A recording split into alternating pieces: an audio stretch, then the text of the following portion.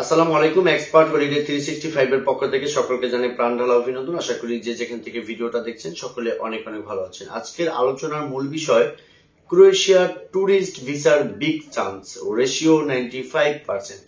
তবে আলোচনার পূর্বে আন্তরিক রিকোয়েস্ট, চ্যানেলটি অবশ্যই সাবস্ক্রাইব করে রাখবেন যাতে করে পরবর্তী ভিডিওটা আপনারা খুব সহজেই পেতে পারেন। এছাড়া আপনাদের যদি কোনো মূল্যবান মতামত থাকে চাইলে কমেন্টস বক্সে টাইপ করে রাখতে পারেন। আমি সময় সুযোগ বুঝে আপনাদেরকে একটা অ্যান্সার দেওয়ার চেষ্টা করবো ইনশাআল্লাহ।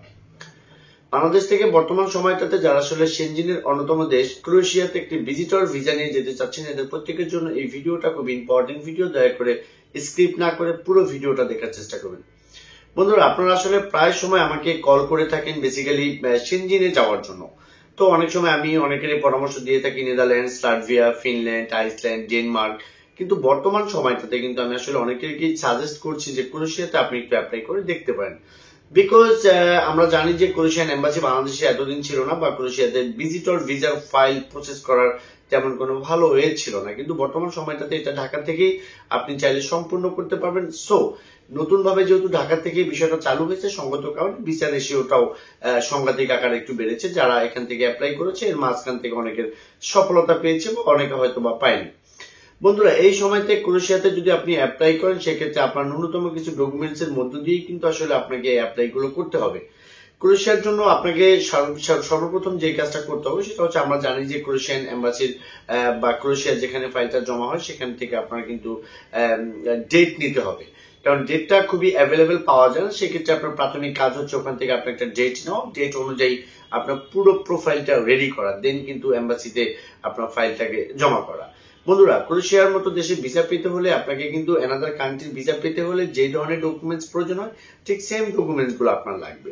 যেমন ক্রোয়েশিয়ার জন্য আপনার রিকোয়ারমেন্টস গুলো হলো, আপনি যদি বিজনেস করে থাকেন তাহলে আপনার বিজনেসের ডকুমেন্টস, যেমন আপনার ট্রেড, আপনার ভিজিটিং কার্ড, আপনার লেটার হেড, আপনার বিজনেসের এগেনস্ট টিম বা রিটার্ন গভর্নমেন্টকে যেটা দিচ্ছেন, বা কারেন্ট অ্যাকাউন্ট, এই সমস্ত জিনিস হচ্ছে আপনার বিজনেসের বিপরীতে লাগবে। এরপরে আপনার যে জিনিসগুলো লাগবে সেটা হচ্ছে যে আপনার ব্যক্তিগত কিছু ইনফরমেশন, যেমন আপনার ম্যারেজ সার্টিফিকেট বিবাহিত হলে, বা আপনার নিকাহনামা, আপনার বাচ্চারা যদি থাকে তাদের বার্থ সার্টিফিকেট, হ্যাঁ, তারপরে আপনার ফ্যামিলি ইনফরমেশনটা লাগবে। দেন আপনাকে যেটা করতে হবে, যে টাকা দিয়ে আপনি ভ্রমণ করতে চাচ্ছেন ক্রোয়েশিয়ার মতো দেশ, সেই দেশের যেতে হলে যে সাফিসিয়েন্ট ব্যালেন্স দরকার, এটা কিন্তু আপনাকে সেভিংস অ্যাকাউন্টের মধ্য দিয়ে কিন্তু আপনাকে দেখাতে হবে যে না, আপনার কাছে একটা সাফিসিয়েন্ট ব্যালেন্স আছে। এই ব্যালেন্স খরচ করে আপনি জাগ্রেব থেকে ঘুরবেন, বা জাগ্রেব থেকে যদি চান আপনি ইতালি বা ফ্রান্স, জার্মানি ঘুরে আবার দেন আপনি বাংলাদেশে আসবেন।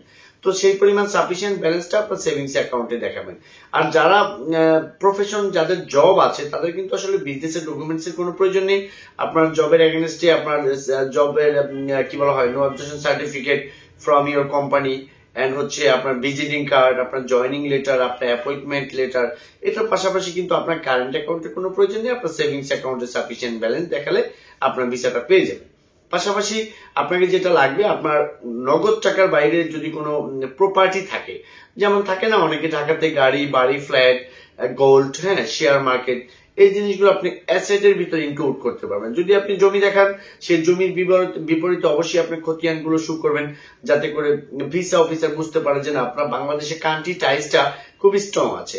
এক কথা হলো বন্ধুরা, এই যে ক্রোয়েশিয়া বলি বা যে কোনো দেশ বলি, সমস্ত দেশের ডকুমেন্টস গুলো প্রায় কিন্তু সেম থাকে। অর্থাৎ আপনি বাংলাদেশে ব্যাক করবেন কিনা এই জিনিসটা যদি আপনি প্রুফ করতে পারেন, তাহলে যে কোনো দেশ আপনাকে ভিসা দেওয়ার জন্য রেডি করা আছে। বিকজ কারণ আপনি যদি ওখানে যান তাহলে তাদেরও আপনার লাভবান হবেন ওই দেশটা, পাশাপাশি আপনি আপনার কাঙ্ক্ষিত জায়গা আপনি ঘুরে আসতে পারেন। বন্ধুরা, আপনারা জানেন যে আমরা ক্রোয়েশিয়ার বর্তমান সময়টাতে ফাইল প্রসেস স্টার্ট করেছি। এই রিলেটেড যদি আপনাদের কোনো কিছু জানার ইচ্ছা থাকে, স্ক্রিনে দেওয়া নাম্বারে চাইলে আমাদের সাথে কলে কথা বলতে পারেন। পাশাপাশি আপনি যদি আমাদের ডকুমেন্ট সাপোর্ট, তারপর হচ্ছে ফাইল প্রসেস করা, এম্বাসির অ্যাপয়েন্টমেন্ট নেওয়া, অরিজিনাল ইনভাইটেশন, এই রিলেটেড যদি কোনো কিছু প্রয়োজন হয় তাহলে ডেসক্রিপশন বক্সে থাকা অ্যাড্রেস অনুযায়ী সরাসরি আমাদের সাথে মিট করতে পারেন। আমরা আপনাদের কন্ডিশন বুঝে ভালো একটা ফাইল করে দেওয়ার চেষ্টা করবো। সকলে ভালো থাকবেন। আল্লাহ হাফেজ।